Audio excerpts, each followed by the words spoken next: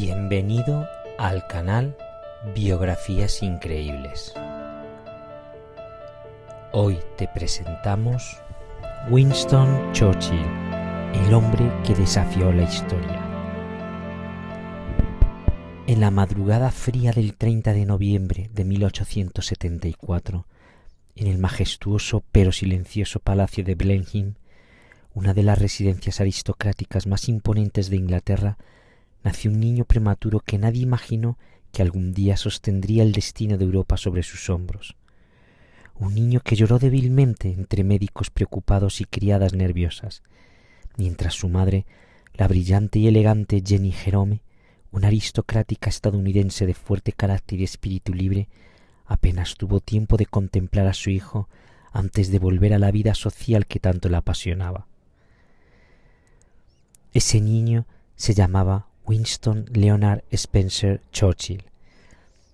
Desde el principio Winston no fue el tipo de niño que hacía sentir orgullosos a sus profesores, ni tampoco el que parecía destinado a liderar una nación, porque lejos de mostrar talento académico precoz, era desordenado, distraído, impulsivo y, según sus maestros, notablemente obstinado, cualidades que curiosamente con el tiempo se convertirían en su mayor fortaleza.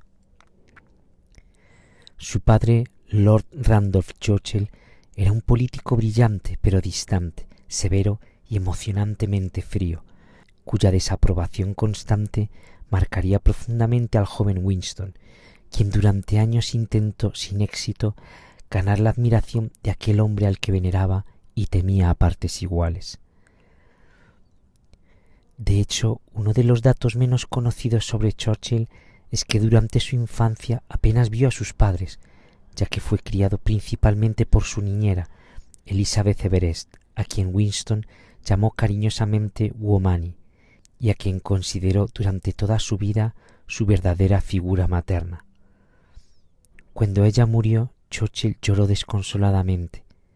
Años después, ya convertido en primer ministro, aún llevaba una fotografía suya en su escritorio. Ese detalle, profundamente humano, revela algo esencial sobre Churchill.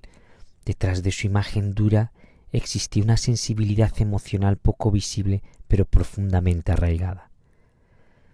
Su educación fue complicada.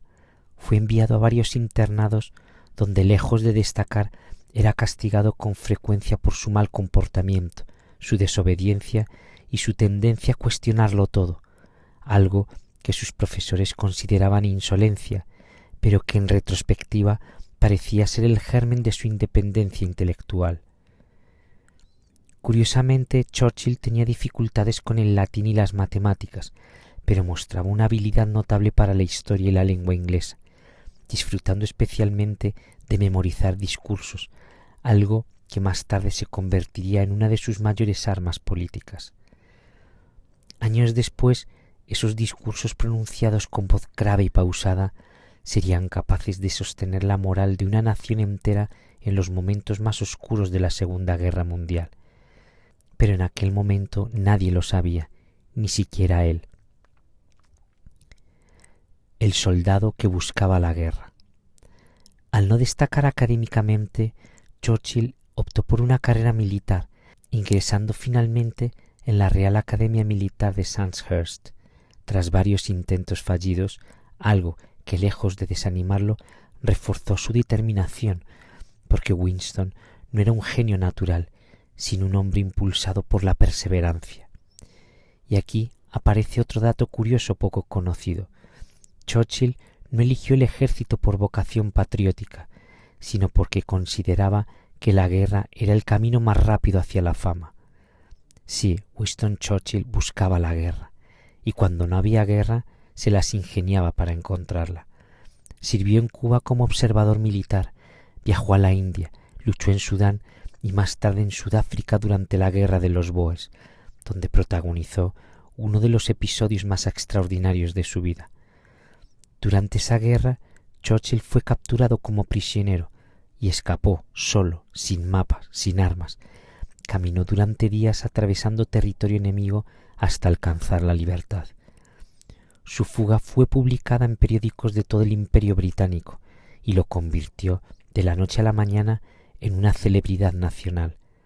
Ese episodio marcó el nacimiento del Churchill público, el aventurero, el héroe, el hombre que desafiaba las probabilidades, pero también reveló otra característica fundamental.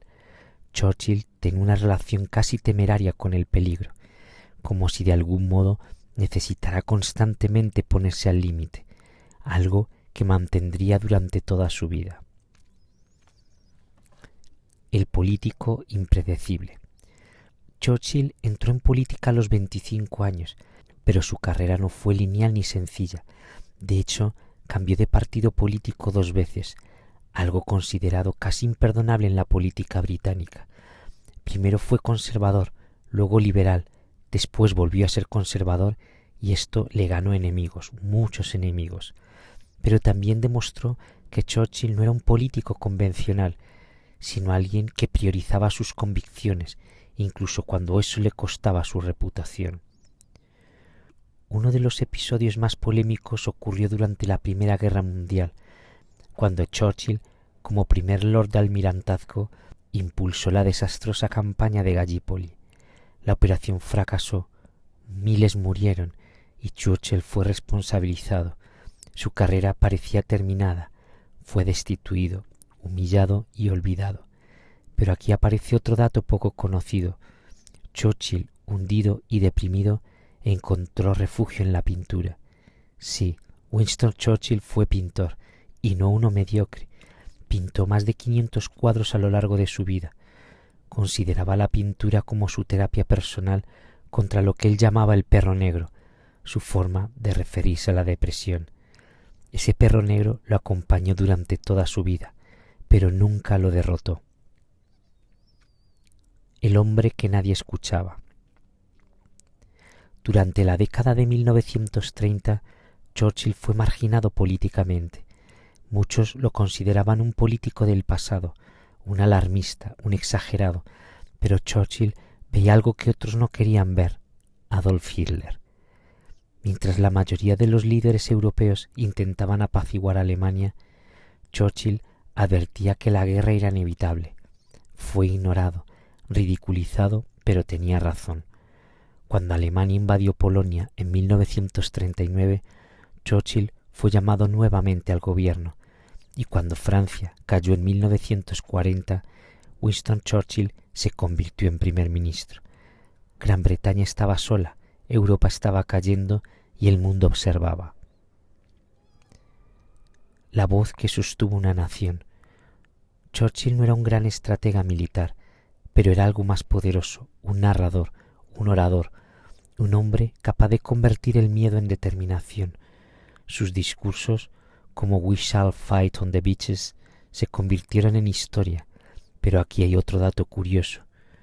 Churchill dedicaba horas a preparar cada discurso, ensayaba frente al espejo, probaba pausas, marcaba silencios, era un perfeccionista obsesivo. Nada era improvisado, ni siquiera su aparente espontaneidad. El hombre de los hábitos extraños. Churchill tenía costumbres peculiares. Trabajaba desde la cama, bebía whisky desde la mañana, fumaba puros constantemente, dormía siestas largas cada tarde. Aún así, dirigió la guerra. Dormía siestas estratégicas que le permitían trabajar hasta la madrugada. Su rutina era única, pero funcionaba.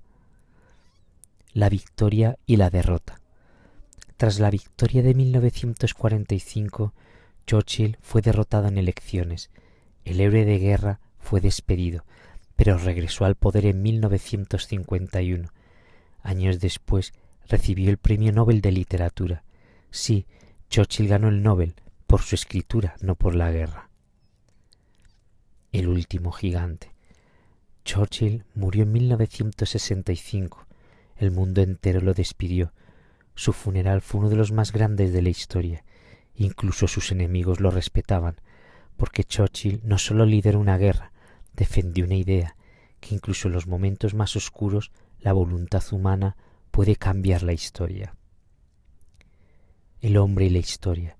Winston Churchill no fue perfecto, fue contradictorio, complejo, pero fue decisivo y a veces eso es lo único que importa.